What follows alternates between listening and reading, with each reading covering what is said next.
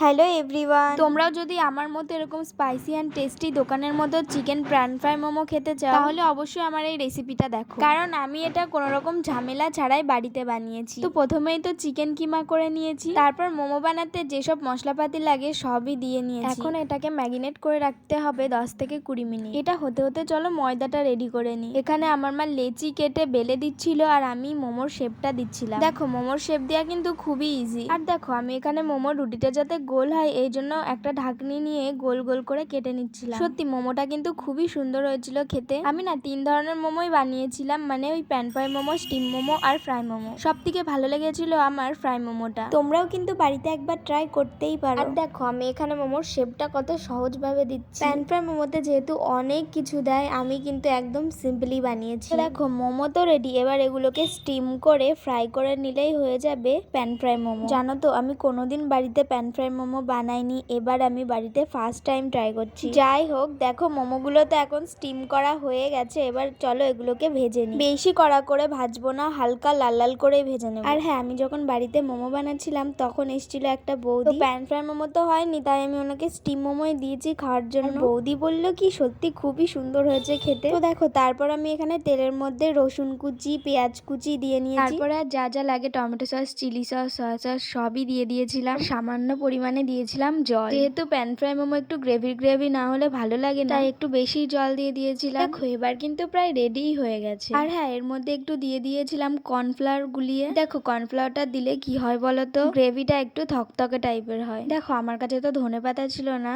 তোমাদের কাছে যদি থাকে তোমরা একটু ধনেপাতা ছিটিয়ে দেবে নামানোর সময়। এবার দেখো আমি প্লেটে সাজিয়ে নিয়েছি, চলো তোমাদেরকে টেস্ট করে দেখাই। আর হ্যাঁ, এই এক থালা ভর্তি মোমো দেখছো, এটা কিন্তু আমি একা খাইনি, আমি 2 কি 3 পিস খেয়েছি। আর হ্যাঁ, আমার ভিডিও যদি তোমাদের ভালো লাগে অবশ্যই লাইক কমেন্ট শেয়ার করো আর আমার পাশে থাকো। টাটা।